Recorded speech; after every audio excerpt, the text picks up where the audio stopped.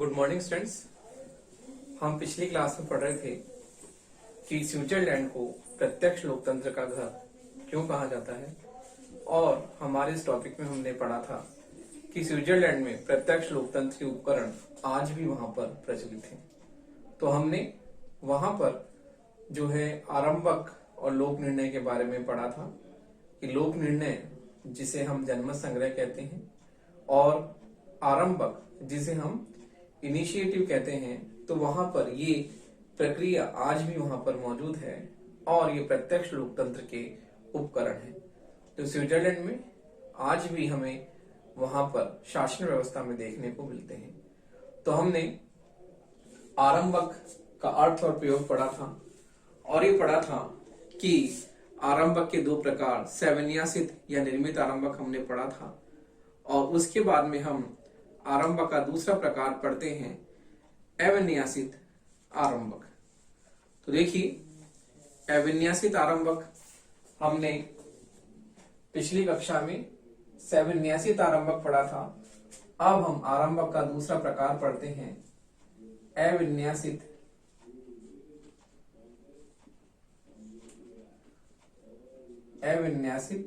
या अनिर्मित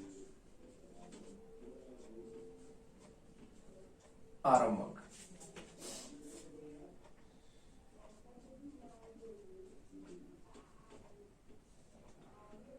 तो देखिए अविन्यासित या अनिर्मित आरंभक हम किसे कहते हैं?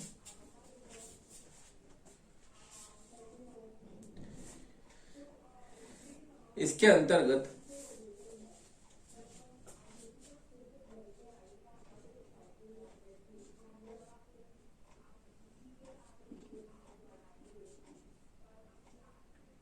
नागरिक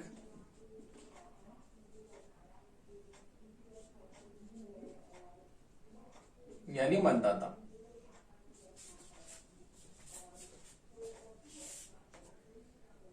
किसी विधेयक को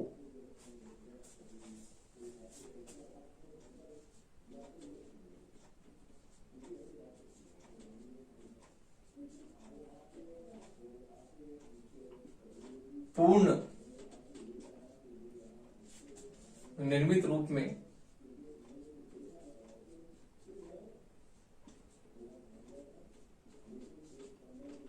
व्यवस्थापिका के सामने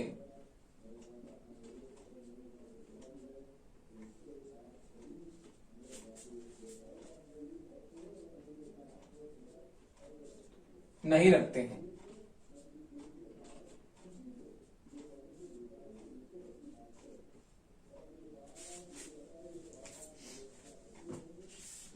अपितु वे विधेयक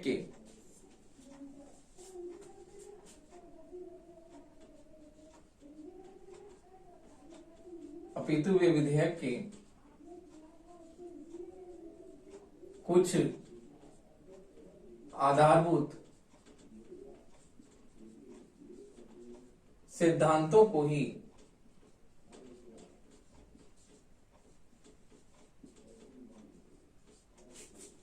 प्रस्तुत करते हैं।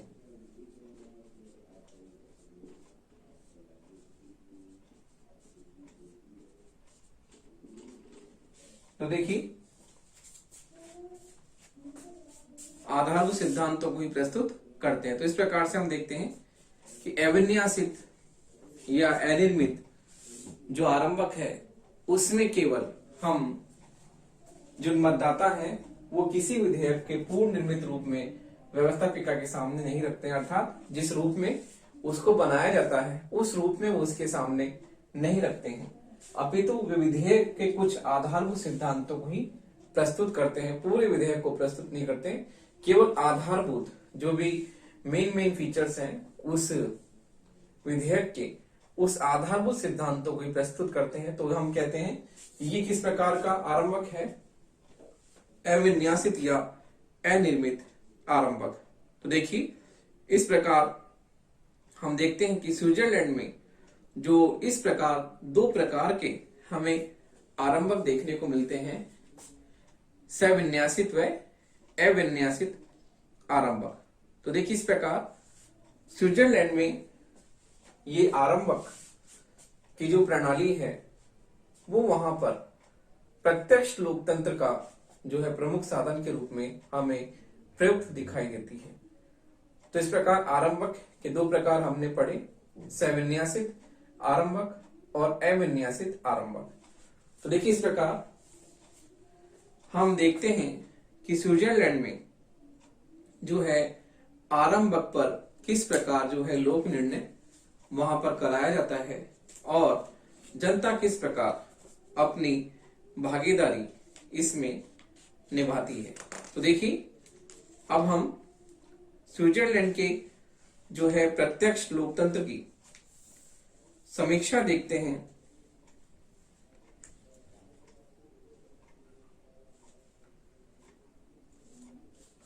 तो देखिए स्विट्जरलैंड में प्रत्यक्ष लोकतंत्र की समीक्षा।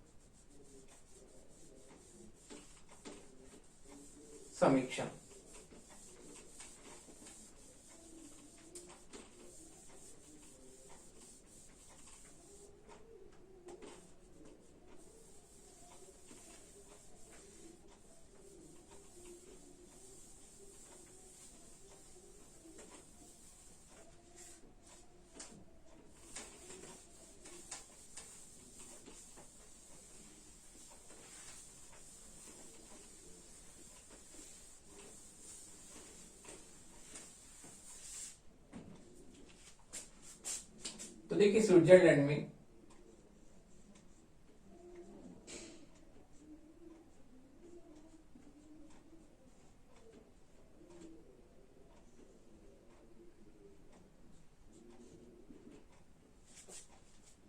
प्रत्यक्ष लोकतंत्र की समीक्षा।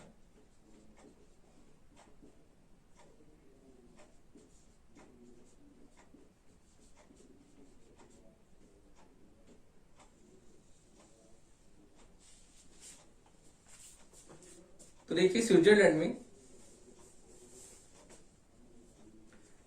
जनसभा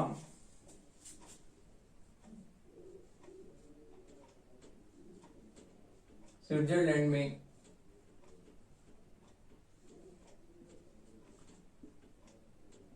जनसभा लोक निर्णय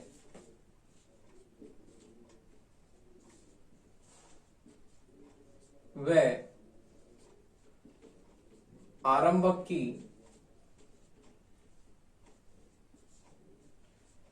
व्यवस्था के कारण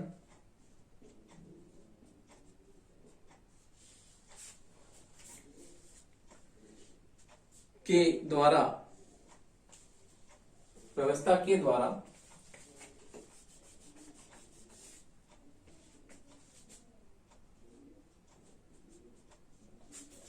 प्रत्यक्ष प्रजातंत्र की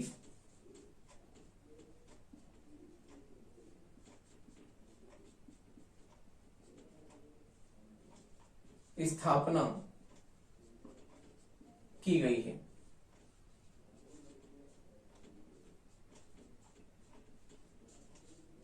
तो देखिए स्विट्जरलैंड में जनसभा लोक निर्णय व आरंभक की व्यवस्था के द्वारा वहां पर लोकतंत्र की स्थापना की गई है।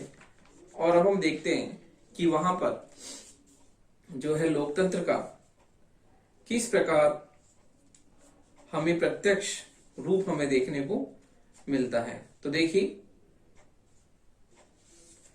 हम प्रत्यक्ष प्रजातंत्र का वहां पर स्वरूप हम देखते हैं कि प्रत्यक्ष प्रजातंत्र के गुण किस प्रकार वहां पर हैं। तो देखिए स्विट्जरलैंड में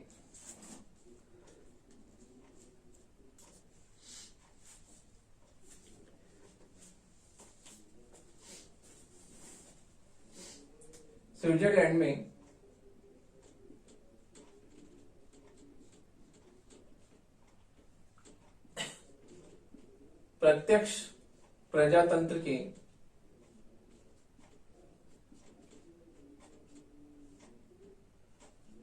प्रमुख गुण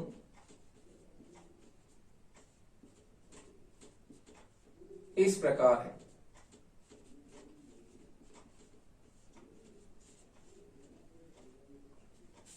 तो देखिए, पहला है प्रजातंत्र का शुद्ध स्वरूप।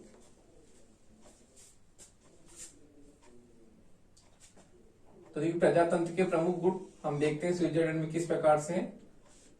पहला है प्रत्यक्ष प्रजातंत्र का शुद्ध स्वरूप। तो देखिए, प्रत्यक्ष प्रजातंत्र का शुद्ध स्वरूप हमें वहां देखने को मिलता है कि क्योंकि यहां जनता स्वयं कानूनों का निर्माण करती है। देखिए, क्योंकि यहां जनता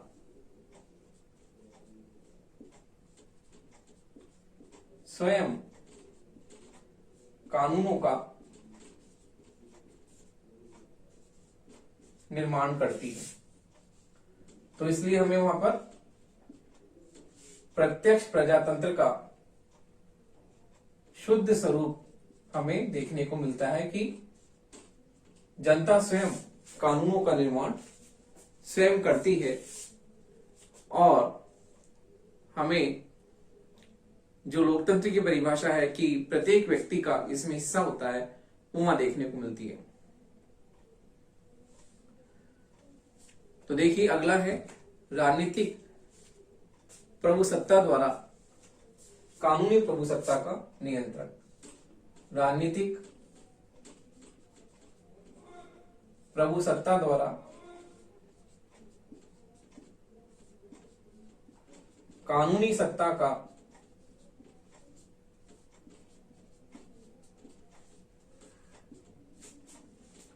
नियंत्रण। तो देखिए, हमें यहां पर राजनीतिक प्रभुसत्ता, मतदाता जो होते हैं, नागरिक जो हैं, वो किस प्रकार से कानूनी सत्ता को नियंत्रित करते हैं, स्वयं व्यवस्थापिका के कानूनों को निर्मित करते हैं और उसे पूरी तरह से अपने नियंत्रण में रखते हैं। तो इस प्रकार राजनीतिक सत्ता द्वारा कानूनी प्रभुसत्ता का नियंत्रण। अगला है कानून के स्तर में उत्थान। अगला गुण है कानून के स्तर में उत्थान, क्योंकि जब जनता स्वयं कानून बनाती है तो जो बेकार कानून होते हैं उनको रद्द करके दोबारा कानून बना सकती है। तो इस प्रकार जनता द्वारा निर्मित जो कानून होते हैं, वो कानून यदि बेकार बनते हैं तो जनता उन्हें रद्द करके दूसरे कानून बना सकती है। इस प्रकार से कानून के स्तर में उत्थान हमें दिखाई देता है। अगला है क्रांति से सुरक्षा। तो देखिए, क्रांति से सुरक्षा हमें इसमें देखने को मिलती है कि जनता स्वयं जब शासन कार्यों में भाग लेती है, और हम देखते हैं कि लोकतंत्र में प्रत्येक व्यक्ति का भाग, प्रत्येक व्यक्ति का हिस्सा होता है, तो क्रांति की इसमें कोई गुंजाइश नहीं होती है। अगला है नागरिक चेतना में वृद्धि। तो देखिए, जब जनता नागरिक चेतना में वृद्धि, जब जनता स्वयं शासन कार्यों में भाग लेती है, कानून बनाती है, तो किस प्रकार हम देखते हैं कि राजनीतिक रूप से जनता की चेतना जागृत होती है और जनता स्वयं कानूनों का निर्माण बनाकर शासन प्रक्रिया में भाग लेती है। अगला है राजनीतिक दलों के प्रभाव में सहायक। राजनीतिक दलों के प्रभाव में कमी।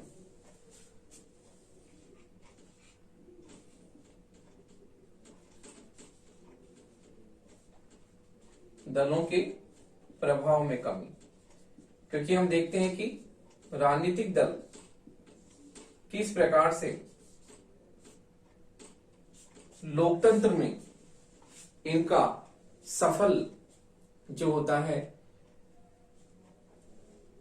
इनकी उपयोगिता हमें देखने को मिलती है, लेकिन जहां जनता इतनी जागरूक होती है, स्वयं कानूनों का निर्माण करती है, तो इस प्रकार राजनीतिक दलों के प्रभाव में कमी हमें देखने को मिलती है।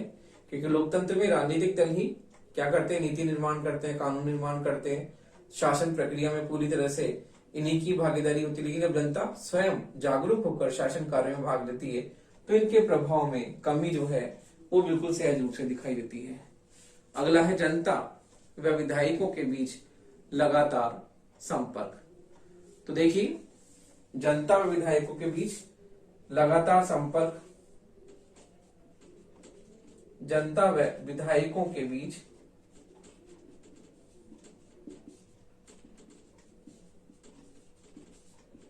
लगातार संपर्क हमें देखने को मिलता है स्विट्जरलैंड में कि किस प्रकार से जनता और विधायकों के बीच में, क्योंकि लोकतंत्र में हम देखते हैं कि लोकतंत्र में जनता विधायकों के बीच संपर्क बहुत जरूरी होता है। तो यहां हमें ये बिल्कुल ही सहज रूप से दिखाई देता है। अगला है संघ शासन में न्यायिक पुनरावलोकन की जरूरत नहीं है। तो देखिए, संघ शासन में न्यायिक पुनरावलोकन की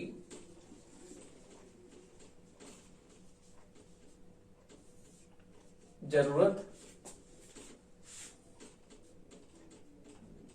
नहीं है। तो हम देखते हैं कि किस प्रकार न्यायपालिका व्यवस्थापिका द्वारा बनाए गए कानून जो कि संविधान के विरुद्ध हैं और संविधान के खिलाफ हैं, तो ऐसे कानूनों को न्यायपालिका अवैध घोषित कर सकती है। लेकिन हम देखते हैं कि स्विट्जरलैंड के संघीय शासन में व्यवस्थापिका में जब जनता स्वयं अपनी भागीदारी सुनिश्चित करके स्वयं कानूनों का निर्माण करती है, तो वहां पर न्यायिक पुनरावलोकन की आवश्यकता नहीं दिखाई देती। इसलिए स्विट्जरलैंड के संविधान में न्यायिक पुनरावलोकन की आवश्यकता नहीं है, जो कि हम अन्य देशों में देखते हैं। तो देखिए, इस प्रकार स्विट्जरलैंड में हमने प्रत्यक्ष प्रजातंत्र के प्रमुख गुण देखे। अब हम देखते हैं स्विट्जरलैंड में प्रत्यक्ष प्रजातंत्र के जो अवगुण हैं उसके बारे में चर्चा करते हैं।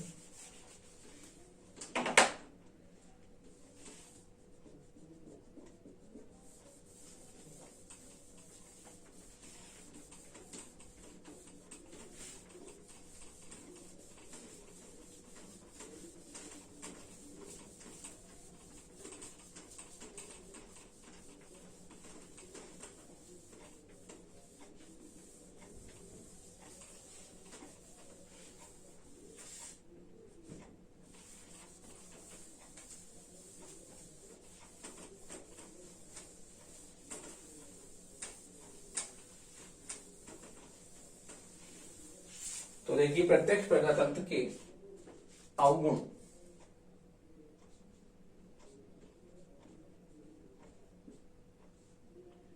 अवगुण या दोष इस प्रकार है।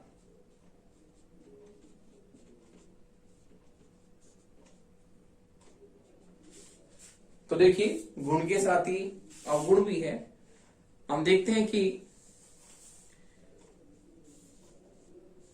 कानून के स्तर में गिरावट हमें देखने को मिलती है। कानून के स्तर में गिरावट, जिस प्रकार हम देखते हैं कि व्यवस्थापिका में जो कानून निर्मात्री सभा है और वो जब कानूनों का निर्माण करती है तो उसमें विशेषज्ञ बैठते हैं और वो कानूनों का निर्माण करते हैं।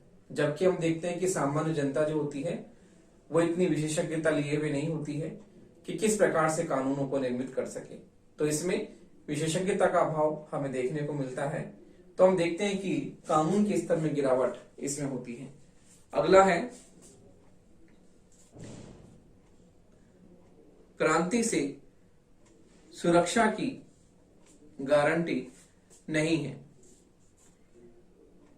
तो देखिए, क्रांति से सुरक्षा की गारंटी नहीं है।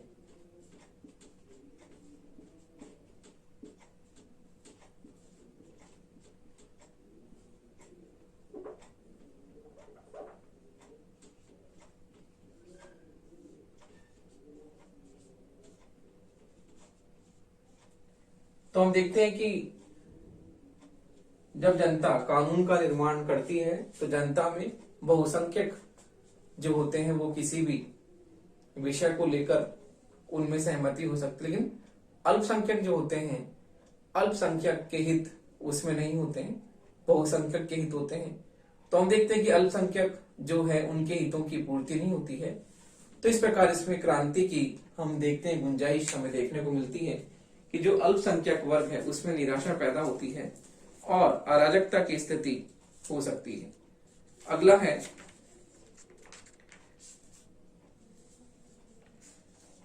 प्रशासनिक कुशलता का अभाव। तो देखिए हमें प्रशासनिक कुशलता का अभाव देखने को मिलता है कि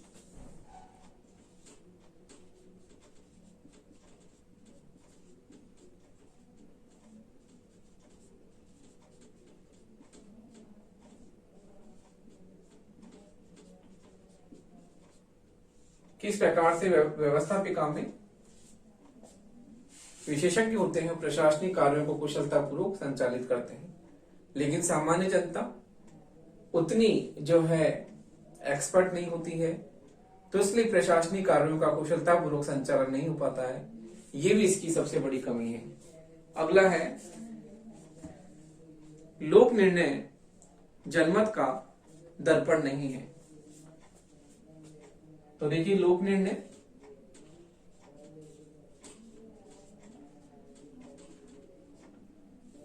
जनमत का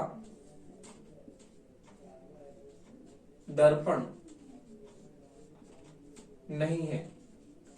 जैसे कि हम लोक निर्णय को मानते हैं कि लोक निर्णय जनमत का दर्पण है, लेकिन हम देखते हैं कि लोक निर्णय जनमत का दर्पण नहीं है और साधारण जनता लोक निर्णय के दौरान लापरवाही के साथ मतदान करती है और उसके मतदान को जनमत नहीं कह सकते। अगला है असंवैधानिक परंपराओं का विकास। तो देखिए इसमें असंवैधानिक परंपराओं का विकास होने की गुंजाइश रहती है कि असंवैधानिक परंपराओं का विकास। तो हम देखते हैं कि इसमें असंवैधानिक परंपराएं विकसित रूप में हमें पनपती दिखाई देती हैं कि जो कि बिल्कुल ऐसी परंपराएं बन जाती हैं जो मूल संविधान की भावना के विरुद्ध है। अगला हम देखते हैं कि समय व धन का अपव्यय। तो देखिए समय व धन का अपव्यय हमें देखने को मिलता है। समय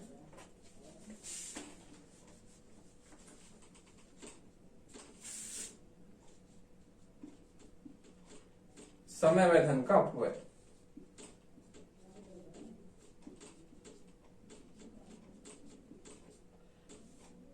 तो हम देखते हैं कि लोक निर्णय व आरंभक जो बार बार कराए जाते हैं उनमें समय व धन दोनों का बहुत ही खर्चा होता है और इस प्रकार हम देखते हैं कि स्विट्जरलैंड में लोक निर्णय व आरंभक के द्वारा समय की बर्बादी होती है, इसी प्रकार से धन की भी बहुत बड़ी बर्बादी उसमें हमें देखने को मिलती है। तो देखिए इस प्रकार स्विट्जरलैंड में हमने प्रत्यक्ष प्रजातंत्र के गुण और अवगुण देखे।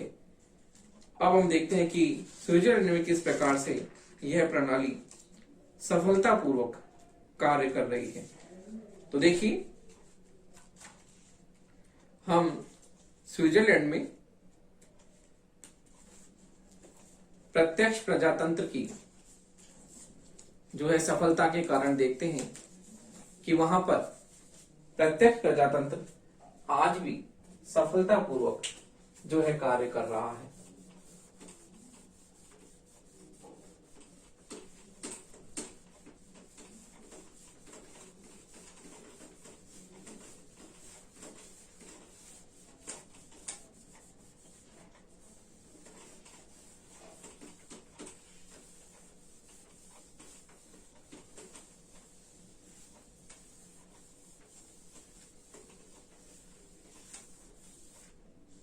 तो देखिए स्विट्जरलैंड में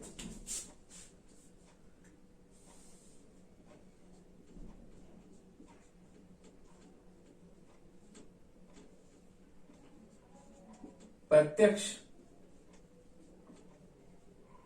प्रजातंत्र की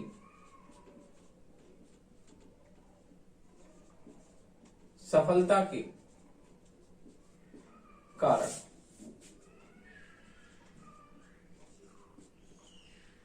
तो देखिए हम देखते हैं कि स्विट्जरलैंड में प्रत्यक्ष प्रजातंत्र जो है सफलतापूर्वक आदमी चल रहा है, उसके पीछे क्या कारण है। पहला है भौगोलिक स्थिति। तो देखिए स्विट्जरलैंड की जो भौगोलिक स्थिति है वो इस प्रकार की है कि वहां पर आज भी प्रत्यक्ष लोकतंत्र सफलता के साथ कार्य कर रहा है।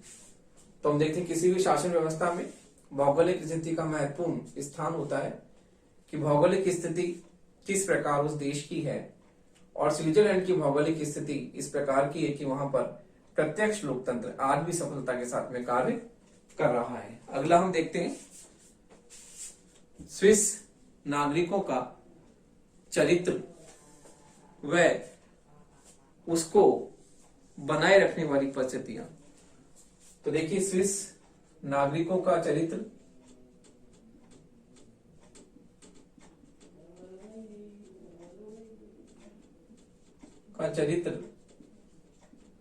व उसको बनाए रखने वाली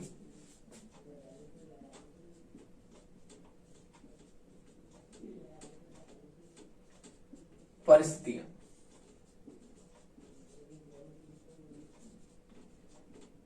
देखिए स्विट्जरलैंड के नागरिकों का चरित्र जो है ऐसी विशेषता है कि वो प्रत्यक्ष प्रजातंत्र को भली भांति जो है वहां पर कार्य कर रहा है, उच्च श्रेणी का उनका चरित्र है। और इसकी परिस्थितियां है कि वहां पर शिक्षा का प्रसार है,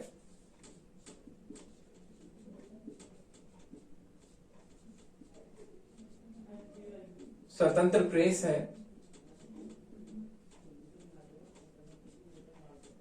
शिक्षा का प्रसार, स्वतंत्र प्रेस, ऐसी परिस्थितियां वहां पर मौजूद है जिससे प्रत्यक्ष प्रजातंत्र सफलता के साथ में कार्य कर रहा है। तो देखिए अगला है उग्र दलबंदी का अभाव।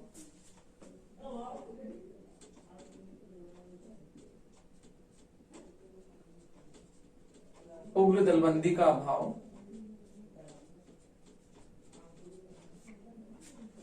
सामाजिक लोकतंत्र,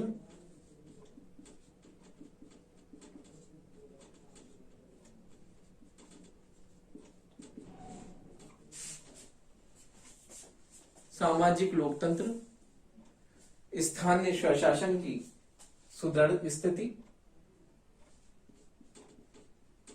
स्थानीय स्वशासन की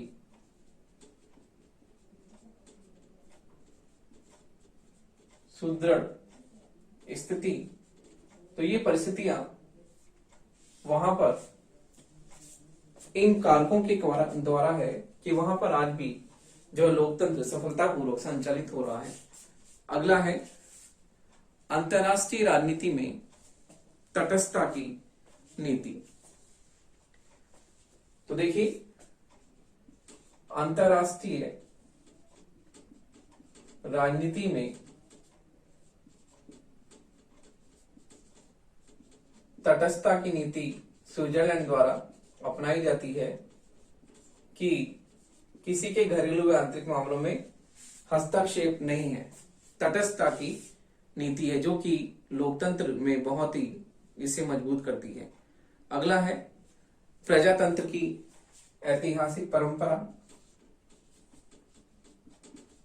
प्रजातंत्र की ऐतिहासिक परंपरा जो हमें वहां पर दिखाई देती है कि वहां जो है स्विट्जरलैंड में जड़ों में लोकतंत्र है और आज भी लोकतंत्र सफलतापूर्वक चल रहा है। अगला है बहुल कार्यपालिका। तो देखिए वहां पर जो बहुल कार्यपालिका है वो भी इसके लिए बहुत ही उत्तरदायी है कि लोकतंत्र में निरंकुशता से बचाने के लिए वहां पर बहुल कार्यपालिका है कि लोकतंत्र जो है निरंकुशता से बच सके।